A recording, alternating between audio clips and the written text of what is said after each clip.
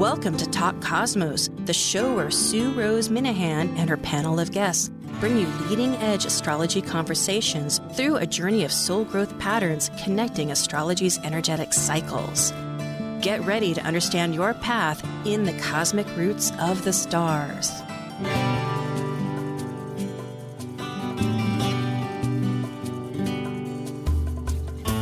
Hello again. This is December 12th, 2021, and I'm Rose Minahan, the founding host of Talk Cosmos, where we have leading edge conversations, enabling soul growth, awakening your authentic self. And we have panels, and tonight we're having an independent guest who happens to be on one of our panels, Moonbeam Team, but Justin Crocket Elzie is going to be talking this evening about the title Lunation Cycle Sabian Symbols. No, that was July 4th. Okay, that's a good one too. Go back to July 4th because on YouTube and podcasts, we keep everything.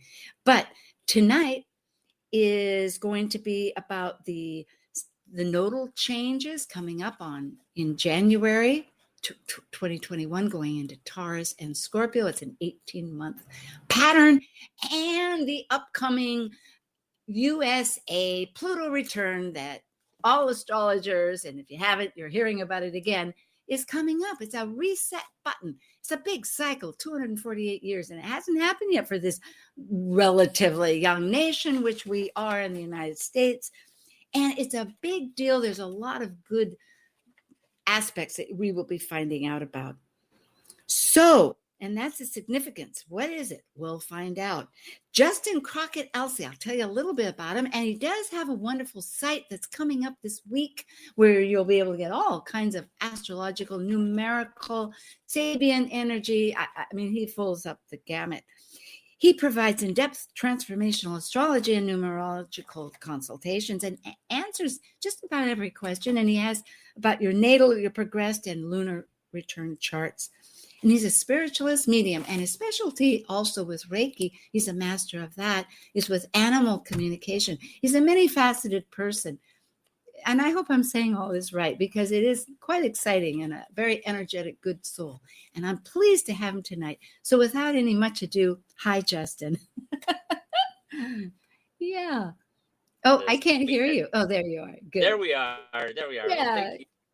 Thank you, Sue, for that gracious introduction and having me on your show this weekend.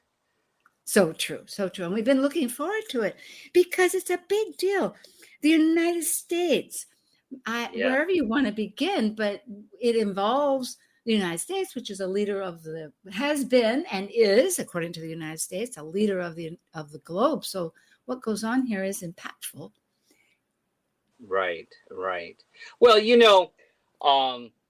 so I wanted to first kind of, as when we're talking about the United States lunar return, I think a lot of people are going to hear a lot of stuff this coming year about this, and they're going to hear a lot of interpretations.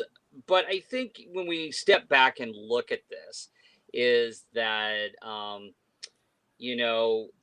this is really a cycle. It's all about cycles. Today we're talking about the lunar nodes. We're also talking about the Pluto return. So it's all about cycles.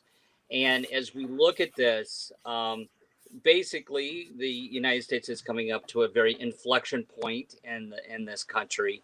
And the Pluto return, of course, 248 years. And it really will set the tone for the next 248 years. But, when we look at the lunar return, or the nodal return, not the nodal return, but the Pluto return, Pluto moved into Capricorn in 2008, right around the time that Obama was elected. And I do a little bit of combination of Vedic, sidereal astrology along with Western astrology. What's interesting to note, even though they don't recognize Pluto in the Vedic, is that Pluto also in the Eastern chart is also in Capricorn. And it's if you looked at the Pluto return from that perspective was in 2011. And it's interesting to note in 2011, there was some very interesting things that happened in the country around the 14th Amendment. And on January 6th, in 2011, the Constitution was read for the first time in Congress out loud. And of course, here we are later, January 6th last year was the mini coup that happened. So, you know, as I was talking to some other astrologers, when we really think about this whole process of inflection point and the Pluto return really started when Pluto moved into Capricorn in 2008 in the election of Obama. That's when things really started moving faster, and some things, a lot of stuff coming to the surface, which we hadn't been dealt with before, that were part of our country's past, racism being one of them, right? The first African-American president. So the country's sin. And so really this whole transit or ingress of Pluto through Capricorn is really a bigger process is happening instead of just one date next year. So that said, there's 3 dates next year, which the United States actually comes on its Pluto return, exact degrees at 27.33 degrees is the exact degrees of the United States Pluto. And the first time that will happen will be on, and I'll give you the exact dates. So February 20th, and this is based in Washington, D.C., because that's where the capital is now. So the first Pluto return or conjuncting the natal Pluto will be on February 20th at 2:21 p.m. Washington, D.C. or Eastern Standard Time. What happens is then Pluto actually retrogrades next year on April 29th. And when it goes, as it retrogrades, it'll go back over it'll run right back roughshod over the Pluto again on July 11th, 2022 at 3:51 p.m. Eastern Standard Time. And then, of course, it goes direct October 8th. And the last pass over the country's Pluto will be on 28 December at 9:56 a.m. So when we look at that, it's just not a one-time event. It's sort of this process this next year. And so I did bring today the chart, the nation's natal chart to share, but also that I've just brought up the one for the December one, because that sort of will be the leap off point chart for you could say the nation's rebirth, basically. These 3 cycles always of whether it's a Mercury return, any retrograde, it is like thirds of charm, I always think. So I'm glad to be very excited to see how you tie that in, because we experience it, then we go back, oh wow, maybe, and then okay, this is it. So shall we put that chart? Which chart would you like to look at? Yeah, he's going to bring up the first chart, which is the natal chart. So one of the things too I want to talk about is really, you know, if we step back and think about this whole thing, you know, this past couple of years have been very difficult for a lot of people, of course, with this Pluto transiting through Capricorn, Pluto being the planet of death and rebirth. And it's been tearing up the structure with Capricorn. But, you know, and it's really kind of given us a taste for the future. You know, we've been, you know, our world's been rocked. The structure of our world's been rocked. But really, you know, this is really kind of the basis of our nation. Our nation was founded on rebels, right? The nation was founded on this entrepreneur spirit. I want to do what I want, freedom, and a rebel type of spirit. So we were born at this particular time of history and got this front seat road to this very unique change in history, where we're seeing that inflection point with this group of rebels in this country. And it's really, we're born in a country that's all about change. So if you really wanted to have a stable life, you know, and not really progress much as a soul, you know, not being born in the United States would have probably been preferable, but being born in the United States, which is a country of fast, more growth and always moving, always enterprising, this is really all about kind of what the foundation of the country is. And I guarantee you another 248 years from now, the United States will go through another revolution. It's just a part of the nature of the country. So it's the coup that happened last year, or the mini coup, is just one of many little events that will happen in this country where it's trying to grow. It's trying to, where with this complex nature of all these parties working together, of trying to move forward in life and accomplish something, right, as souls. And so this, just to let people know, that won't be the last time we see any type of coup or revolution in this country, because remember, after the American Revolution, we had a civil war. It's the nature of the country.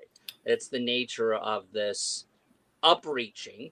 As we look at the Sabian symbols, that 27.33 degrees Pluto in the Sabian symbols is this archetype of the pilgrims walking up through the steps of a mountain shrine. So it's sort of this, the essence of the soul of this country, which is sort of this upreaching. We put the first man on the moon, right? We've got this need to go back and be first on the moon and to be first on Mars. It's sort of this upreaching of always like going towards something greater.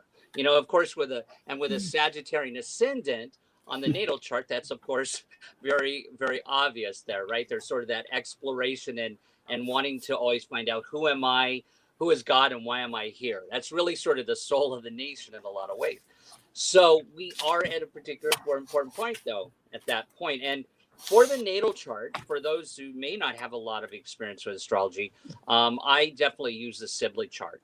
And this is, I'm just going to give you my kind of couple of thoughts on the Sibley chart. The Sibley chart was generated 12 years after the American Revolution. And it was done during that time. So I'm definitely not one of those armchair 200 years later astrologers trying to do history or rewrite history. I think the Sibley chart is valid, and it's a very good one, because Sibley actually, he was a Mason. He knew people back in that period of time, so he lived it. He lived in that time and had insight access into the timing of events and everything else. So I think the Sibley chart is very valid in that aspect. I've read a little history about it too, which not to recount, but it seemed that he was very engrossed in the communication and received an immediate communication about it that was later referenced. So yes, I support. Yeah. So so what I wanted to show you, if it was okay, I'd like you to show you so up here we have the USA chart, things about that as we know, we're a Cancer nation and the ascendant is Sagittarius. And I should note that this full moon coming up this month is going to be the same exact degree as the United States ascendant at 12 degrees Sagittarius. Just food for thought. There's so many synchronicities and unusual things and so many things to talk about that we can only focus on one thing here. So the next chart I'd like to bring up is the one when the actual Pluto return happens at the end of next year. And but I do Pluto return. Justin, I am thinking, I'm glad you brought up about the full moon on the ascendant, because at 12 degrees, it does indicate that this is such a comment from the universe telling us as a nation, hey, what do we want to change about our opinions and that wonderful Sagittarius attitudes, that we have, it's a wake up call. Yeah. So.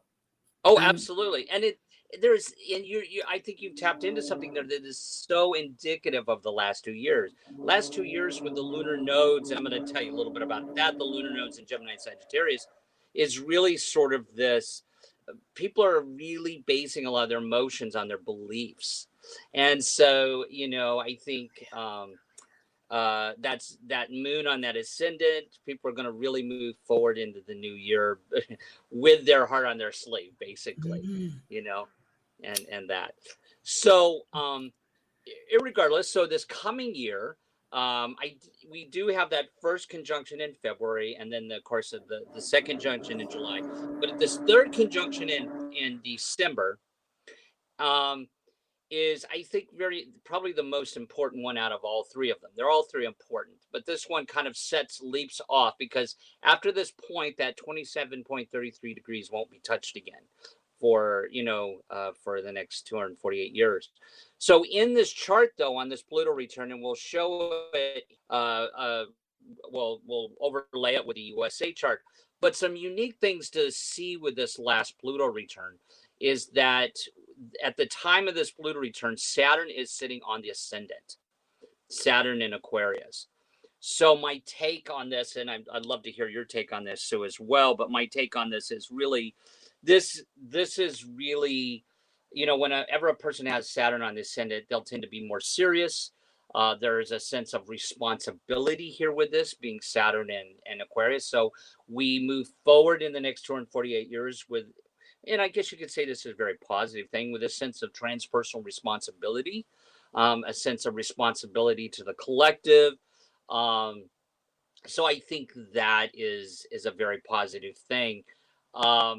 The sun being in the 11th house, of course, with this last Pluto return, so there'll be a focus on, again, the structure of the collective, of the group. The Pluto in this chart is going to be in the 12th house, the subconscious, the house of undoing. So and because Mercury is also right there conjuncted along with Venus, I think this is sort of more the psychological, psychotherapeutic theme of what's going on with the country, that we have to restructure the way our consciousness is and the way we're thinking about things as we're going forward. And the darker aspects of the Pluto in the 12th house. So that's a lot needing to be reassessed and go inward with what's going on. And I think because we do see most of the planets on the left side of the chart here, there is going to be more of a focus inwardly with the country, even though there'll still be an outward focus. There's going to be a lot more of an inward focus over the next 248 years. And that Jupiter being an Aries, or Jupiter and Aries there. So again, really, a lot of still expansion and growth. And of course that Mars is in Gemini and reaching out and connecting with the others. And I was wondering if you have any comments on this, Sue, before I move to the sense. I do. You've illustrated great points. And my thought is then this internal vocalization and outward vocalization, because the first house with Jupiter and Aries, of course, especially, needs to talk, Jupiter needs to express, but it's about ethics, I would say, and it'll be about karma. So yes, isn't this going to be most amazing that maybe with the sun in the 11th, and as you say, having the therapeutic team there going with Venus and her Mercury, of course, the messenger, is so close together, that the theme will be about integrating more. Well, it'll be the two. Maybe people will start clustering in their own little like-minded groups of community, which is 11th house, of course, but also ideally opening up to the idea, breaking the conditioning to start taking some accountability right, for the past. Right. Yeah, thank you. Absolutely. Yeah, no, and this is why I think the next chart we're going to show you here is most important. Again, for folks, this is the last conjunction point as this 248-year cycle leaps off. So again, it's not the only conjunction next year, but it is the last one.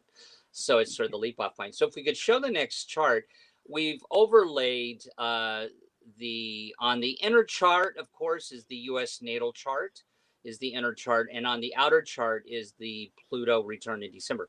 One thing I really want to show you here that I thought was pretty freaking phenomenal there is this Mars-Uranus conjunction in Gemini. Powerful. So again, this is where we can say this is what the next 248 years is, where we leap off from. And Uranus and that, well, of course, Mars in Gemini is sort of this, a lot of communications happening here with Mars and Gemini, right? And there's going to be a lot of disagreements. We're not going to be in agreement as we go forward in the country, but there is this Mars wanting to connect with others through communicating. So a lot of a lot of communications as a nation going forward. But with it conjunct Uranus, which is that unusualness, this really, in one respect, because right now I'm going to point out one thing, we know we're in a new space race with China and everything. And this particular conjunction bodes well actually for aviation and space. And I think it's very powerful. I think because of this conjunction and with the Mars in or the Jupiter in Aries, Jupiter in Aries is like, I got to go at myself. That's very self-confident. It's going to want to do it itself. I think we're going to see some major strides in the U.S. space program. As a matter of fact, I think we'll definitely have some positive wins with that. I think it's very likely the United States will either be first back to the moon or first to Mars based on this, because of that Mars-Uranus conjunction, which is we're seeing actually a lot happening right now with strides in aviation, all these VTOL aircraft and e-aircraft and sustainable fuels, and also transportation in general. We're seeing this is also indicative of the whole revolution that has just like suddenly come upon us with the car industry and electric. So that's, I think, to me, that's one of the most powerful points with this comparison of the charts. What else did I want to say? It is indeed. I'm also thinking it's in the sixth house with our daily affairs. It's in a really beautiful place to for that diversity, to recalibrate so many parts of our life. And isn't that really what is essentially what's needed, is to integrate into our daily lives? I thought, anyway. And I think, as we look at this, and the other thing I wanted to point out here was the how that Aquarius or that the Saturn on the ascendant on Aquarius is so close, or sitting right behind the Aquarian moon, natal moon of the nation. So there's a lot going on here around transpersonal responsibility, service out into the world, responsibility as a nation, and again with that Pluto in the 12th house, questioning who we are, I think and the midheaven in this chart is right at that Sag too, that right next to the ascendant of the natal chart. It's glad you brought this chart. It's excellent. For all of it. Yes, indeed. But so one other thing I wanted to say, and this is quite interesting, and this is why I say we're in for a lot of changes still, is because looking back at history, I'm a Cancer, so I love history and I study the historical aspects of astrology. One thing that's interesting is that, if we talk about, after the United States and after the Civil War, there was what was called Reconstruction, and the 14th Amendment came into play. And this has been one of the most contested amendments. It includes the citizenship rights and due process and equal protection clauses. It's come up in all the major cases like Brown versus Board of Education and the same-sex marriage cases and so on and so forth. And in 2011, again, back to that year when, from the Eastern perspective, the United States has Pluto return, that was the year where 14 some states basically set aside some provisions that said they weren't going to honor everything with the 14th Amendment. So there's a lot still to happen in this country. And that was during the time of Reconstruction, July 9th, 1868 was when the 14th Amendment was adopted. And so there's still a lot of changes. I would say based on this, we're going to see definitely some changes in our government. I definitely think that we're going to have a lot of changes down the road in the country. And again, a large focus on, that 28 degrees, the Pluto is the large aviary. So there's going to be many voices in this country, many complex groups, from unions to police to the tech industry. There's so much going on, and it's going to continue. It's complex. So it's almost like we're on the roller coaster ride. Just hang on and find your calm center and figure out what your role is to play in this whole change. It's important. I'm glad you're mentioning this, because rather than a fear, which maybe stops a lot of people or even wondering how to get out there, the idea that it's our voices and how to put those voices out and how to find the people and the energies, because together that's what, like any system. Yes. Yeah, we're all trying to upreach. We're all trying to do something better and to accomplish something. And so this is just a period of time when change was supposed to happen to push us towards some accelerated growth. And so it's nothing to be scared of, but there is sort of this bringing some calm in your internal life, so you figure out, what voice do I listen to with these many voices in the country going on, and that inner voice, and what is my role in the upreaching as walking up that mountain shrine with the pilgrims, and what voices do I listen to, so. And there'll be many, and they'll keep changing our ideas, right? And that's how we act, and that's good. Well, I also think, because the Pluto's so close to the ascendant, I do think that there's going to be some change maybe not necessarily in the next 20 years, but there's going to definitely be changes in our government. Our government's going to look different 50 to 60 years from now, maybe even change in states. The country may expand, and maybe some rearrangement of states. But there's definitely going to be some major changes to our structure. With Pluto so close to there in the 12th house, it's almost like we're being reborn, and our structure is being reborn, reworked. Because the 12th house is the womb. The 12th house is the womb, and Saturn's on that ascendant. So I think overall, because Saturn's on the ascendant in Aquarius, overall it's going to turn out okay. That's right. It turn out okay. It'll still have structure. Yeah, it'll still have structure, but we're going to go through change of structure. I wouldn't be surprised if we have a change in government. I mean, and some other things. So, well, on that note, there was a constitutional report that was over 2 years.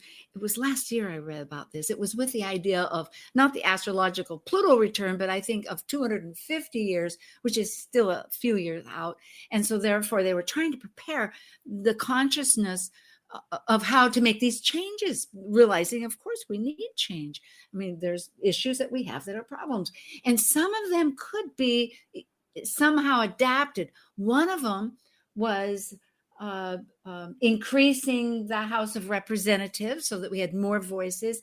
The other one of them was also making Election Day a mandate, that you had to vote and have it a national holiday. And of course, I would have been thrilled if they didn't have any news coverage, so that Alaska could have time to, or Hawaii, make time to make the judgment, And another one was, I think, getting rid of the electoral system. Oh, yeah.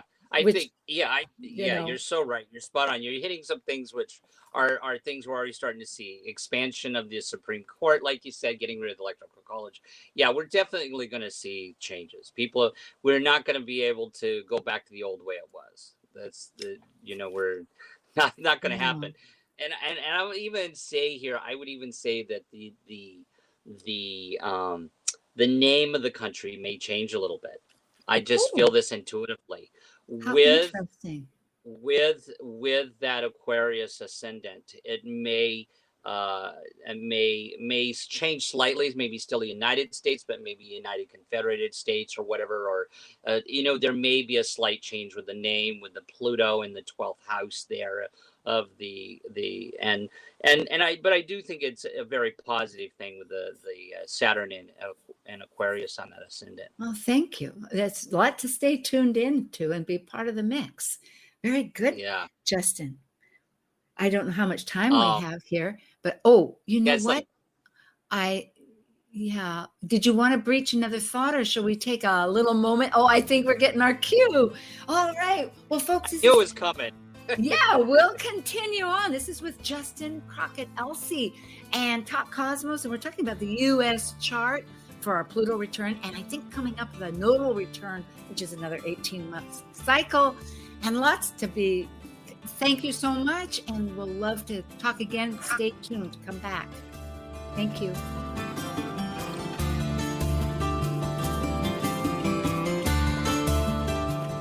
Uncover new depths of yourself by decoding the moon planet cycles and phases. Uniting Eastern and Western astrological approaches, this groundbreaking book, Astrology by Moonlight, takes you beyond static birth chart analysis and immerses you in the diverse power of the lunar phases. Tara All from the USA and Ashwin Subramanian from India have come together to take a fresh look at the moon and its synodic phases with each of the traditional and modern planets, including Pluto. Astrology by Moonlight also reveals how the phasal relationships between the moon and planets help you recognize your personal rhythms and find more meaning and purpose in everything you do. Life is full of cycles and phases, and anyone, whether they know astrology or not, can relate to them. And if you know almost everything about the topic, it just might open the door to a new perspective. One more time, the complete title of the book is Astrology by Moonlight, exploring the relationship between moon phases and planets to improve and illuminate your life, and is now available to order on Amazon and most places books are sold. While we take a break from this week's edition of Talk Cosmos, let's take a look at this cycle's archetype. We are currently in the Yang period of Sagittarius, ruled by the largest of all planets, Jupiter, the Roman god, or Zeus by the ancient Greeks.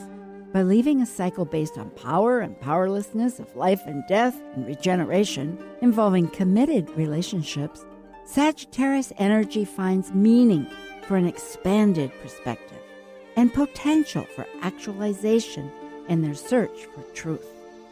As a mutable fire sign depicted by the centaur, Sagittarius is adventurous and seeks the beyond. Sagittarius travels to far places, physically and mentally, to find the truths of life. Talk Cosmos brings you leading-edge astrological conversations with hour-long programs each week on KKNW. The show goes live every Sunday from 1 to 2 p.m. Pacific. Talk Cosmos weekly programs are also available to watch live on Facebook and YouTube, along with daily chats throughout the week on the Talk Cosmos YouTube channel. While you're there, make sure you click like and subscribe buttons so you can get the full Talk Cosmos experience.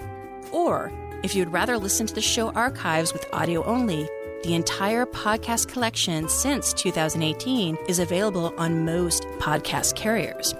So, grab your coffee, tea, or kombucha and enjoy the show. Ciao and greetings to all you folks out there that have got enough curiosity to tune in to what's going on here. My name is Jeff Peters. I am the Lively Astrologer, and you're listening to Talk Cosmos on Alternative Talk 1150 AM, where we unveil astrology's ancient archetypes that continually build the collective experiences in our consciousness.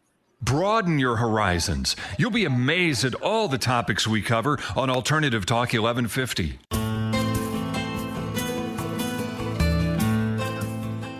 Hi, I'm back again. A little bit of ear. Yes, this was December 12th, and we're talking with Justin Crocket Elzie about the USA Pluto return coming up next year in February, July, and December. On the 28th will be the last event, and it has significance for the United States chart for us to be finding our voice, expressing it, but doing an ethical accounting of what has gone on that needs to shift. So along with that, as your title embraced, Justin, and I want to remind people, find out about Justin. You can go to Talk Cosmos. All the guests are listed, but also Justin has his own, with his own name, a website coming up this week, which will, besides his Facebook group, which he's had for many years. But let's talk about the nodes. The nodes are shifting from our communication-based to that survival resource, occult base of Taurus and Scorpio in January, another 18-month cycle that is going to be so powerful. It seems that since the pandemic, that our mutual experiences have just deepened our relationship with what these mean. So I am all ears again. Well, you know, so I want to also kind of bring this down into people's personal lives, the nodal changes. As you know, if people don't really haven't heard about the nodes are actually mathematical points in the sky that are related to the eclipses. When the moon and sun come in alignment with the earth, that's where we get, the node. So it's the crossing of the sun's elliptical path with the moon's elliptical path. And everybody has the south node, north node in their charts. And from an Eastern astrology perspective, south node represents what is innate to the personality, relation to past lives, and what you bring into this incarnation. And the north node is where you're needing to direct that energy to. So there needs to be a balance between these two energies in the chart. And it really does have a real insight into a big life lessons that a person's living or learning in this life. And for the past, as you pointed out, Sue, it is an 18-year cycle. And if anybody here is a numerologist, we know that we have a 9-year cycle in numerology, and this is actually connected to this. I haven't seen any numerologists or astrologers make this connection, but the 9-year cycle, birth to death cycle, we go through every 9 years of our life, is actually connected to this. And I'm seeing it with clients where when they are in either that beginning of the end of a cycle, entry into a cycle, or their mid-course correction to the cycle in the 4 to 5 year, they're actually having a nodal return, or within a year of a nodal return, or a half nodal return. So when we experience these nodes that come back into our natal chart, either the half nodal return, which is the 9 years, half of that 18 years, or the 18 years, we go through some significant crossroads in our life and change. Usually people move, people make career changes. It's really interesting how it shows up in people's charts. So for the last year and a half, the south node has been in Sagittarius and the north node's been in Gemini. And this combination, the south node being in the sign of exploration, philosophy, beliefs, and brings in a real strong sense of freedom in people and being separate and being individual and being out there. And we see this in the collective happening. That's why this whole thing right now where people are just wanting this to detach and get away from it all and kind of be free and separate is part of this Sagittarian energy to explore their world. And if anybody here has anything in Sagittarius this year, they've had that south node run roughshod right over their planets in Sagittarius, and they've had some changes in whatever house that's in for them, because that south node has brought in change. It's really what we call a karmic suction planet from an Eastern astrology perspective. And of course, then the north node being in Gemini, it's been about communication of this is how I feel, this is how I believe. And so there's been a lot of, a lot of mental energy going on and thoughts and belief systems over the past year and a half here. And that's what we're seeing in our collective. It's all about how I think, my perception, my beliefs, what I believe versus what you believe. And very mercurial because, of course, Mercury ruling Gemini. But now the nodes are now moving into Taurus, as you said, Taurus and Scorpio, which rule the 2nd to 8th house in the chart, which is the house of resources.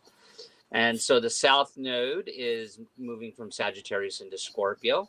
So for those people out there that actually have your south node in Scorpio, north node in Taurus, this means that you are at the end of an 18-year cycle in your life. Point thing is to think about what were you doing 18 years ago, right around 2003.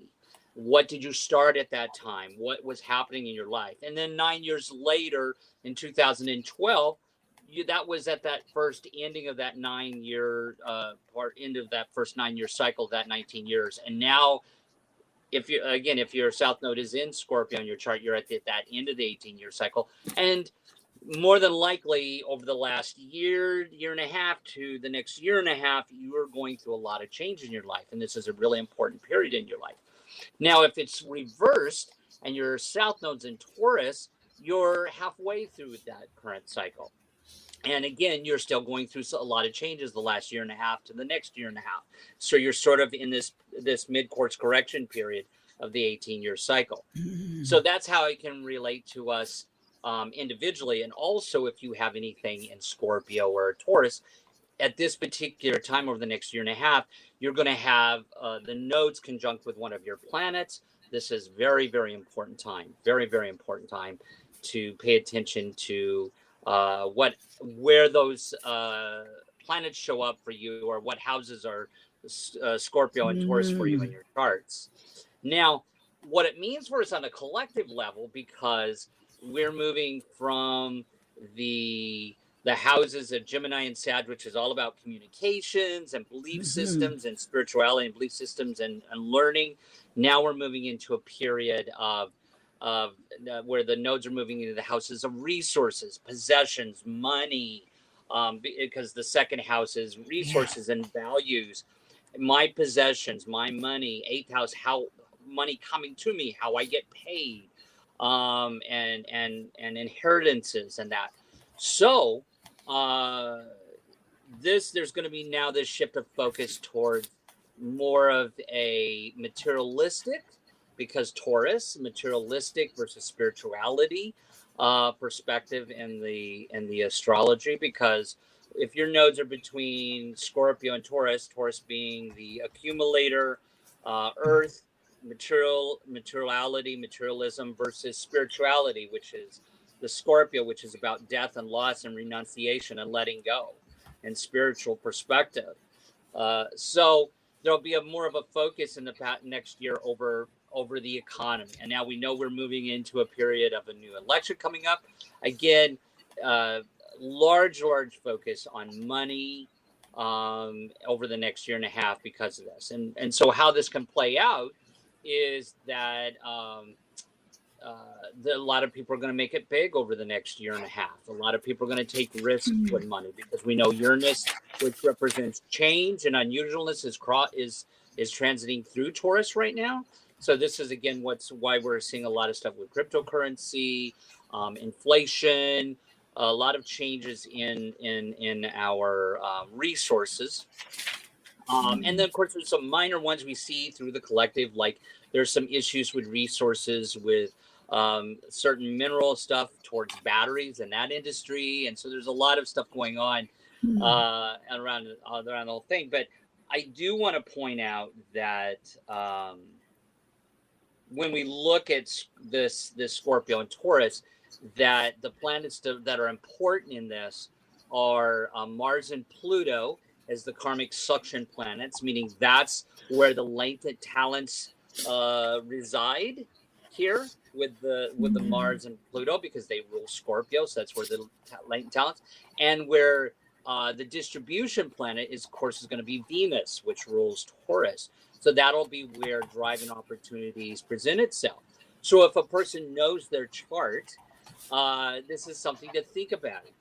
And as we go through this year, and especially if they have either of those planets in either of those two signs, it's going to be much stronger for them. There is one, and I'm going to show the USA chart here in a minute as a comparison with this conjunction happening. But I will also say this, that that out of this whole transit over the next year and a half, or a little bit over a year, that there's one particular point in the year which will be very, very important. And it will be when the North Node in Taurus conjuncts Uranus in Taurus, and also Mars. All three of them are conjuncting at the same time. This will happen on August 1st. And I actually have a chart to show that today. So this will be, so what we see first here is the conjunction chart of the event, which actually I've got it July 31st. It's actually so close to August, July 31st. But for the collective, and I do have this as Washington, D.C. So this conjunction of this Scorpio Taurus transit here, conjunction with Uranus and Mars, and the North Node happens in the 6th house of work and health, responsibilities,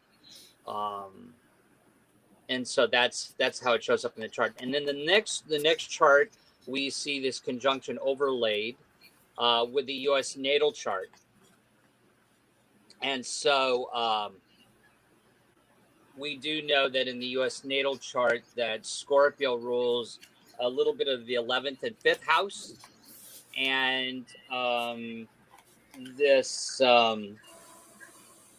return chart will, for the United States, be hitting it more so in its 12th to or still really on the cusp there of the 12th to 6th house. And so there's sort of this 5th to 6th house energies and 11th to 12th house energies happening here with this and how it's affecting the United States. So this is definitely a year where if a person was thinking about starting a business, there's going to be or new income streams. Wow, this is the time to be thinking about new income streams. Where am I managing my money, my resources? That's really what it's all going to be about in 2022 is about our resources, money, inflation, income, business. And this can also, because the second house is also real estate. There'll be a lot of stuff happening with real estate and the stock market and businesses and resources. So I've had a couple of people ask me. I said, pay attention to your resources this year. Don't be really scared about it, but be smart about it. If you're thinking about starting a business this year, good time to do it. But also you want to be smart because that Scorpio at the other end is about loss.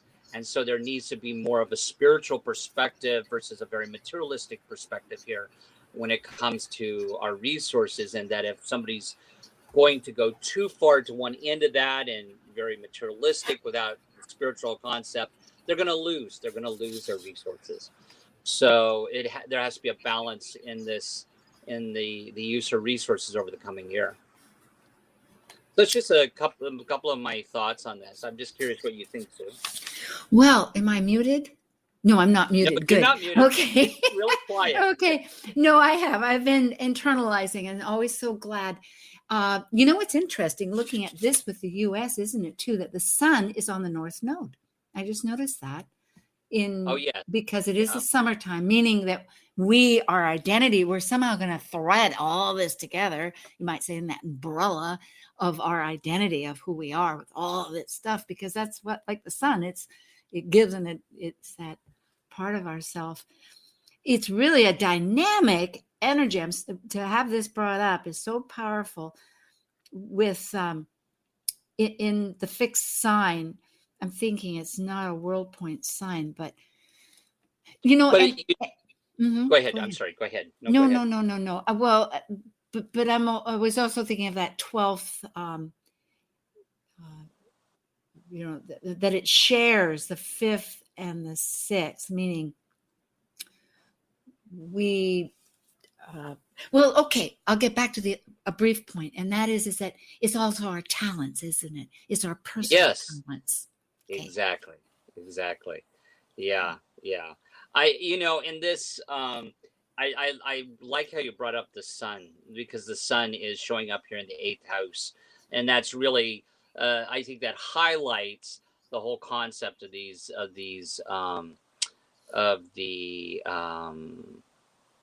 United States has its nodes in the 2nd to 8th house.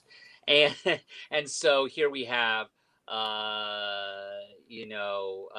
the nodes that actually rule the 2nd to 8th house, and of course the sun connecting with the United States in the 8th house and Leo there, of course. So yeah, I think it's going to be really an interesting year when it comes to money and resources.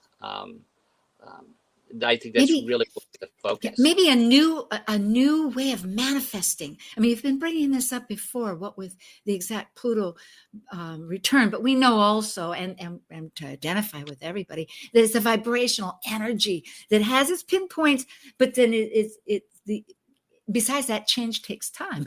It's not just turning I tell you, I think you're onto something there, and I actually saw this with the Pluto return with Saturn on the ascendant Aquarius, and with this change of the money. I think that I think we're going to see some changes in the world structure, banking structure, and world financial structure.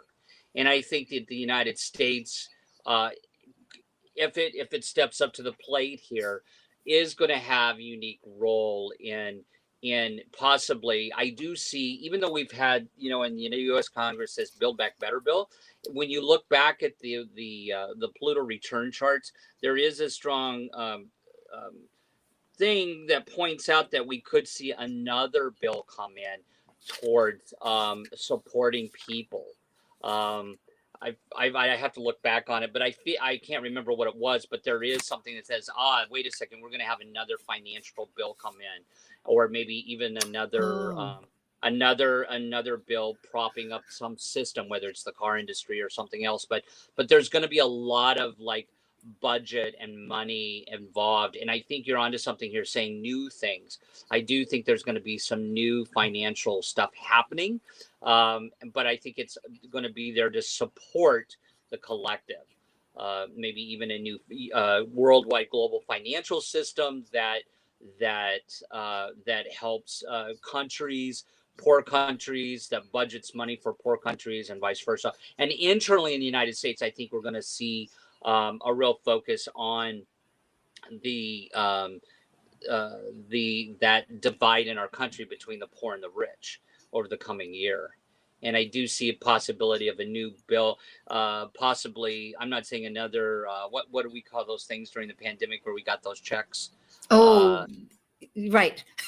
Right. Disbursements of some kind. Yes. And they were very grateful. It was, yes. Yeah, but I think you're going to see some new dispersal system in the United States. It's very possible, based on certain needs of the collective.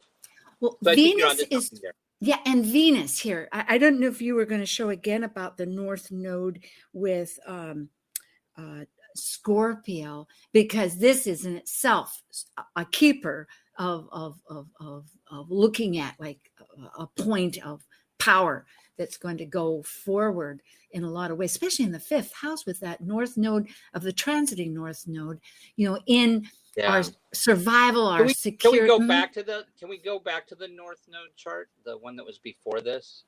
Yeah. Yeah, I was thinking, were you going to do the USA and the North Node chart? Is there one? Yeah, we have 3 minutes here. Well, we just did that. We just had that. Okay, perfect. But you were speaking. It was about Uranus.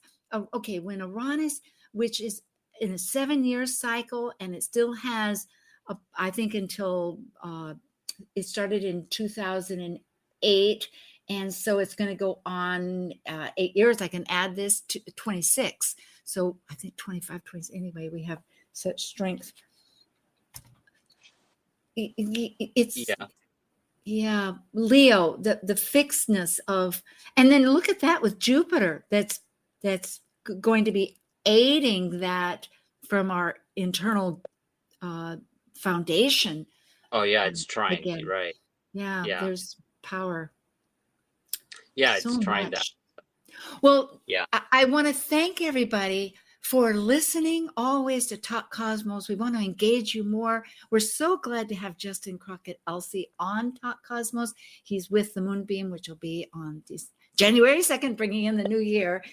And also go to his website, and you can find that. We'll put it on his bio here, which is his name, Justin Elzie. That's Elzie with Crocket in between.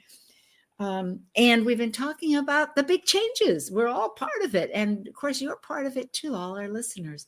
And we thank you. And next week, we have another person that's going to be new. We have several new people on this Talk Cosmos. It's going to be Linda Barry. She's a vibrational astrology, talking about the solstice coming up. But Justin, and even when the music starts, we have about a minute. So recap thoughts, I think the thinking is that I think we all got sort of adjusted to changes now and accepting changes a little bit in our life, and there's a lot of change going to happen. Just strap in and find your calm center and ride the roller coaster and be part of it, right? I mean, somehow, and there's going to be some good things happening. Yeah, and truly, there's no judgment of how and where those are, as long as we're in the present and we're accountable and internalizing. Because if we are vibrational, which of course we are, it connotes, it spreads. Everything's going to be all right. Everything's going to be all right. Very good. Thank you, 1,000%. And Okay. happy solstice, everybody. Yes. Until again. Thank you for joining us on Talk Cosmos, the show where Rose Minahan and her panel of guests connect soul growth patterns with the energetic cycles of astrology. Be sure to tune in next Sunday at 1 p.m. Pacific Time to continue your journey through the roots of the cosmic pathway.